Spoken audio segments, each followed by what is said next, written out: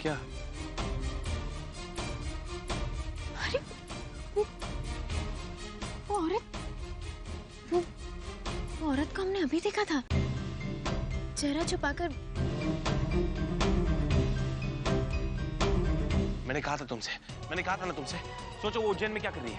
मैंने तुम्हें कहा था। करण, हाँ, पर हमें पूरा विश्वास है करण, उससे हमें कोई खतरा नहीं है, क्योंकि अगर ऐसा कुछ होता तो वो आपको गिरने से ना बचाती और आपको चोट लगने पर आपको हल्दी वाला दूध ना देती। जो भी हो आभा, कोई तो वजह होगी ना कि वो सिंगापुर से उज्जैन आ गई। हाँ, बात तो होगी, पर हमें पता लगाना होगा।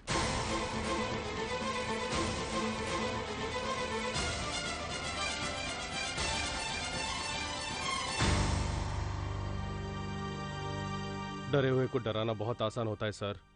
जितना डर उसके मन में बचपन में था, उससे कई ज्यादा डर उसके मन में भर दूंगा।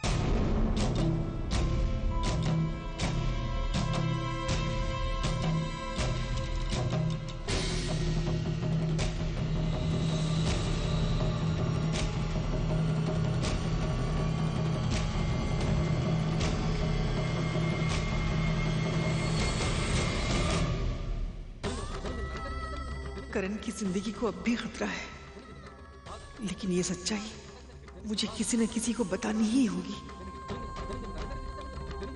मैं अपने कन्नू को कुछ नहीं होने दूंगी, लेकिन कौन है जो बिना सबूत के मेरी बातों पर विश्वास करेगा? मैया, मगर मैया को ये बात मैं कैसे बता पाऊंगी?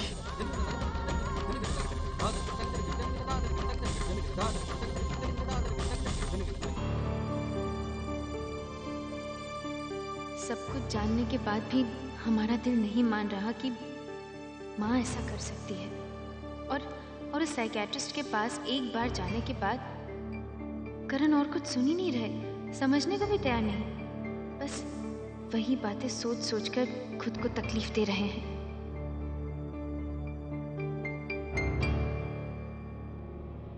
ये हिप्नोटिज्म में क्या होता है, ये तो देखें। देवराज सेवमान पावन कृपंकज ज्ञालयन्तु सूत्रमिन्दु शेखरं कृपाकरं नारदादि योगी वृन्दवन्दितं दिगम्बरं काशिकापुरादिनाथ कालभैरवं भजे भानुकोटिभास्वरं भवामि नारगम्बरं नीलकण्ठिवन्दितारदायकं त्रिलोचनं कालकालमञ्जुजाक्षमं शूरमङ्करं काशिकापुरादिनाथ कालभैरवं भजे शूरटङ्कपाशदण्डपाणिमादिकारणं श्यामकायमादिदेवमङ्करं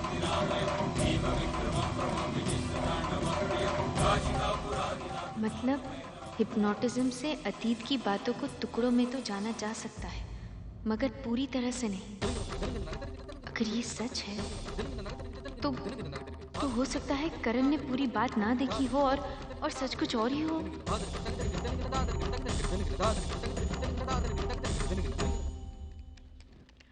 करण, देखिए हम क्या सर्च कर रहे हैं। क्या? हमें डॉक्टर बत्रा से मिलने दिल्ली जाना होगा। क्यों? करण, डॉक्टर बत्रा न्यूरो सर्जन है, और करण, हमें लगता है उस दिन हिप्नोटिज्म के दौरान आपने जो कुछ भी देखा वो पूरा सच नहीं। हो सकता है आपने पूरी घटना देखी ही ना हो। हमें पूरा यकीन है माँ ऐसा नहीं कर सकती, वो बेकसूर है। जो भी हो आप, मुझे नहीं जाना डॉक्टर के पास। देखो, मैंने जो देखा और मामा जी ने जो कहा उसमें ज्यादा फर्क है नहीं, इसलिए अब इसके आगे मुझे और कुछ नहीं जानना। पर करण, हम एक बात समझो, अगर इस डॉक्टर के पास जाने के बाद मुझे और भी कुछ ऐसा पता चलता है जो इससे भी ज्यादा बुरा हो, इससे भी ज्यादा खराब हो, तो मैं तो और डिस्टर्ब हो जाऊंगा। और मुझे नहीं जानना ज्यादा कुछ, बस इस बात को इधर ही खत्म कर दो। ठीक है, पर हमें सच जानना है, और हम डॉक्टर बत्रा से मिलने दिल्ली जरूर जाएंगे।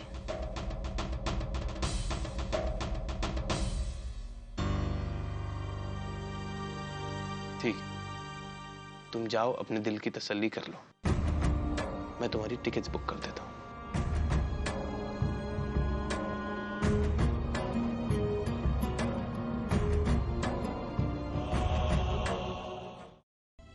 बहना, वो करण की तबीयत के बारे में आप कुछ बता रही थी। पता नहीं राघव भैया, करण की तबीयत अचानक बिगड़ जाती है। करण की दादी बड़ी परेशान थी, इसलिए कल वो मंदिर जा रही है। वो कह रही थी कि हरिद्वार से कोई सिद्ध पुरुष आए हैं, उनसे कुछ उपाय पूछने के लिए जाने वाली है। आ गई आप?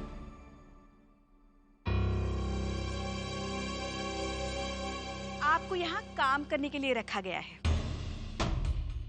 पूजा पाठ करने के लिए नहीं। तो आप काम की जिम्मेदारी संभालिए, इसकी जिम्मेदारी हम पर छोड़ दीजिए। हाँ, जाओ। काम धाम कुछ करती नहीं।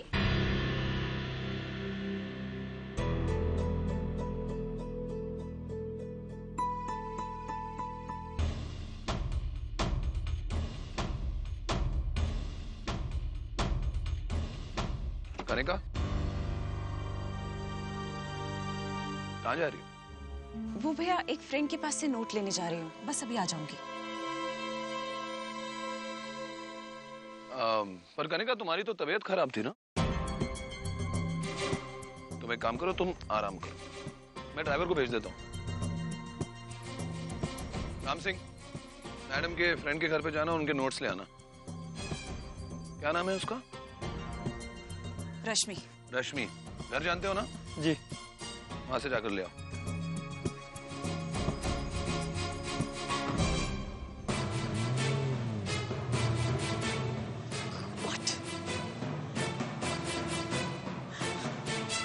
क्या करूं, कुछ समझ नहीं आ रहा।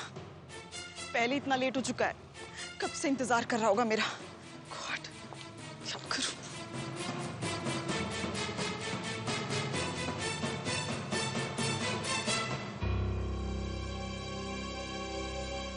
हेलो, मैं कनिका बोल रही हूँ। 10 मिनट के अंदर मुझे स्वर्ण भवन के चौराहे पे मिलो, मुझे कहीं जाना है, बहुत अर्जेंट है, जल्दी पहुंचो।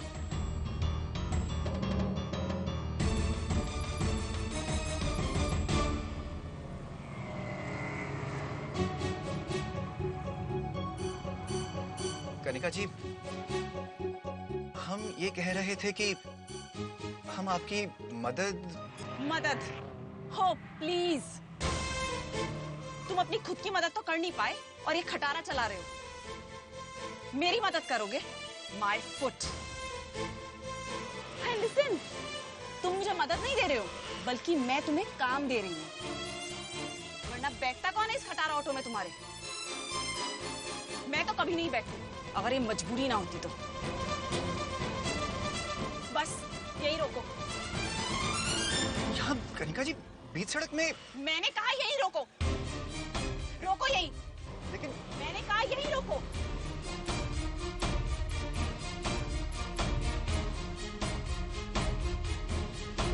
कनिका जी, आप ऐसे यहाँ चोरी छिपे किससे? तुमने मुझसे कुछ कहा? मैंने पूछा, तुमने मुझसे कुछ कहा? देखो, तुम अपनी हद में रहो, अपने काम से काम रखो, डोंट इंटरफेयर। मैं भी यहीं आ रही हूँ, यहीं वेट करना। तब तक अपना एक खटारा साफ करो। सुना तुमने?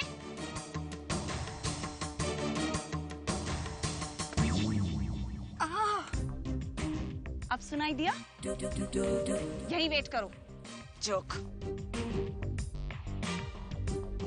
कहाँ फंस गए हम? पापा के घर की बात है, इसीलिए। भाई कहीं कोई ऊंच नीच ना हो जाए, सिर्फ इसीलिए मदद कर रहे हैं हम इनकी। ना तो और भी बहुत काम है। और भी बहुत काम है हमें।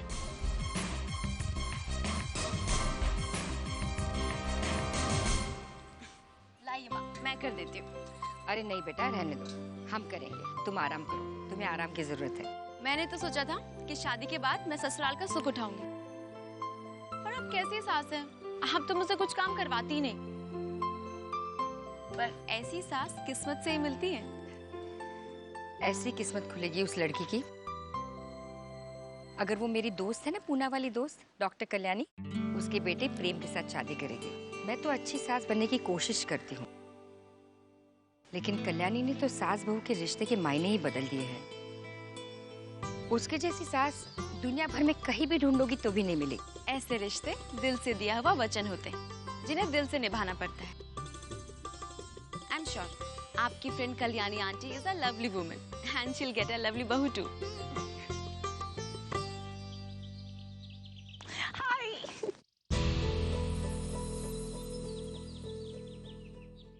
आने में बहुत देर हो गई जानती हूँ, पर तुम्हें नहीं पता कि कितनी मुश्किल से निकल के आई हूँ मैं आज घर से। खाने का प्यार और इंतजार जुड़वा भाई होते हैं। जितना मजा प्यार करने में आता है ना, उतना ही मजा इंतजार करने में भी आता है। हाँ, लेकिन ये तुम्हारा इंतजार नहीं कर सकता। वाह,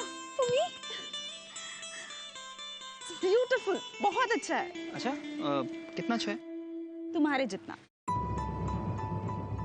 तुम्हें पता है तुम मुझे क्यों इतने अच्छे लगते हो? क्यों? क्योंकि तुम्हें पता है मुझे खुश कैसे किया जा सकता है। चलो मुझे भगाकर कहीं ले चलो। मतलब ये कि मेरे घर वाले मेरे लिए लड़का ढूंढ रहे हैं और मैं तुम्हें पसंद करती हूँ, इसलिए हमें भाग के शादी करनी होगी। कनिका, मैं भी कहाँ रह सकता हूँ तुम्हारे बिना, लेकिन मैं तुम्हें भगा के तुम्हारे और घर वालों को धोखा देकर शादी नहीं कर सकता। वो हमारी शादी के लिए नहीं मानेंगे। क्यों नहीं मानेंगे कनिका? बस एक बार अमेरिका से मेरी जॉब का जॉब लेटर आ जाए, उसके बाद मैं खुद अपनी माँ को लेकर तुम्हारे घर आऊंगा। Really? हाँ, और फिर सबके आशीर्वाद के साथ हमारी शादी हो जाएगी। Wow, I'm really lucky to have you in my life. मुझे नहीं पता था कि तुम जैसा लड़का भी मेरी जिंदगी में आ सकता है। आ सकता नहीं है मैडम, आ चुका है। मैं लेट हो गई हूँ, मुझे घर ही निकलना होगा वरना बिमल भैया हंगामा कर देंगे। मैं निकलती हूँ, will talk on phone. Bye. ये लीजिए चाय। धन्यवाद।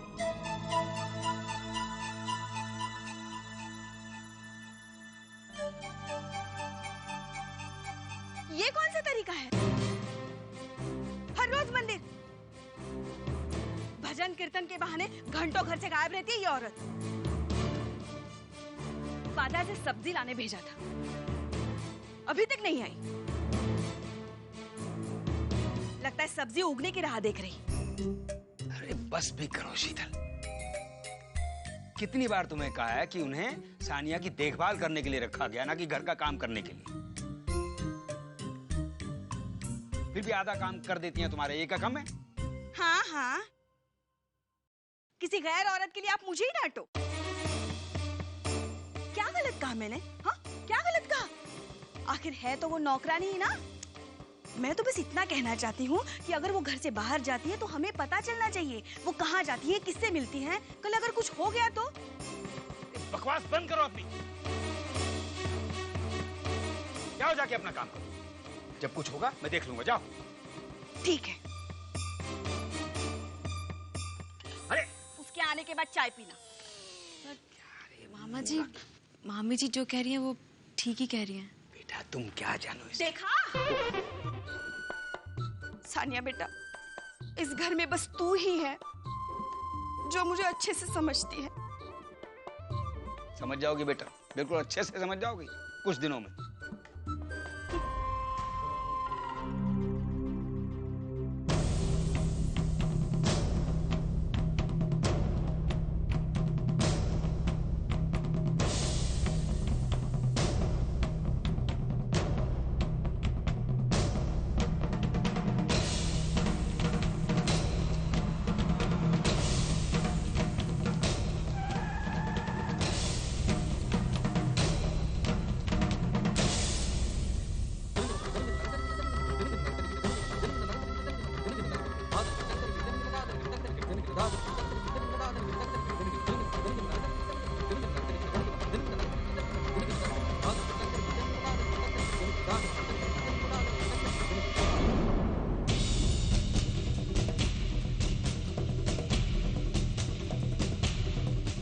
तुम्हें नहीं छोड़ेंगे, जान ले लेंगे तुम्हारी।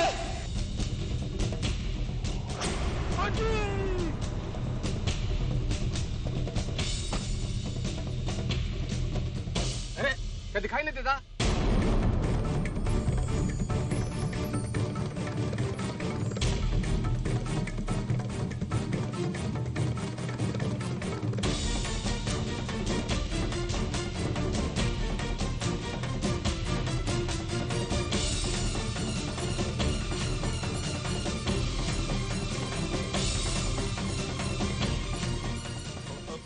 अम्मा जी आप चलिए, मैं प्रसाद लेकर आता हूँ, आप चलिए।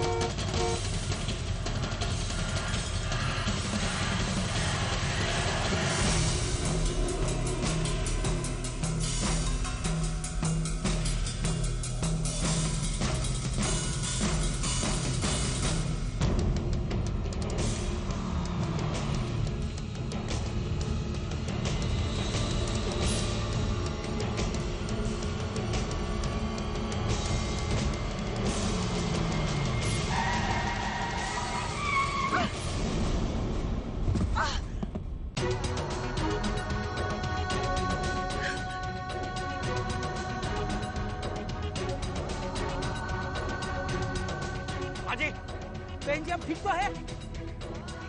सॉरी माँ जी, आप अचानक सामने आ गए। मैं अरे देखिए गाड़ी नहीं चल सकता। अंधा है क्या?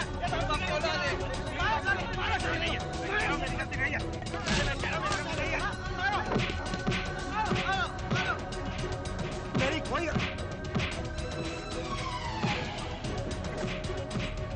रुक जाइए, रुक जाइए, रुक जाइए, रुक जाइए, रुक जाइए, रुक जाइए, रुक जाइए, रुक जाइए,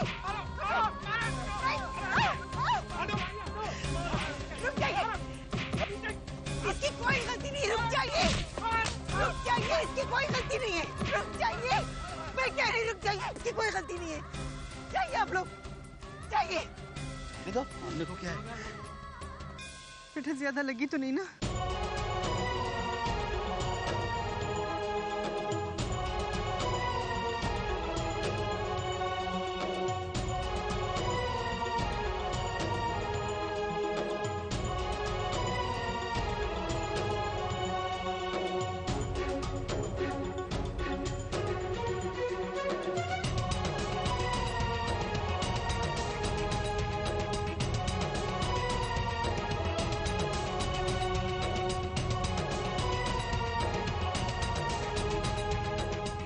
कौन है ये?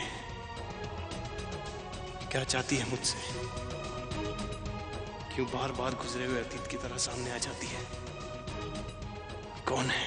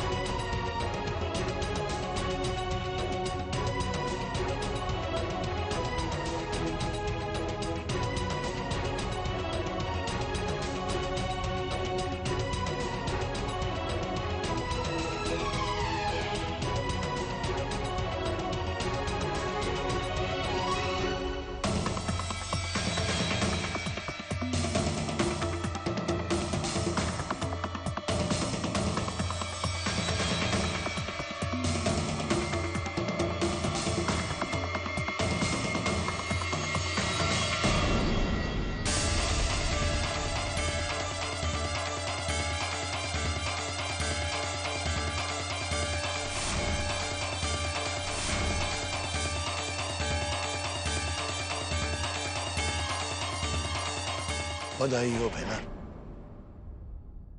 आखिर तुम सिंगापुर से इंडिया आ ही गई ना? अरे कोई रास्ते में तकलीफ तो नहीं हुई? अब तुम भाई से कह देती प्रतिभा, मैं चल रहा था तुम्हें लेने एयरपोर्ट। इच्छा तो यही थी कि तुम आओ एयरपोर्ट, लेकिन मुझे लेने नहीं, उस आदमी की लाश लेने जिसे तुमने कल्लू को मारने के लिए छोड़ रखा है।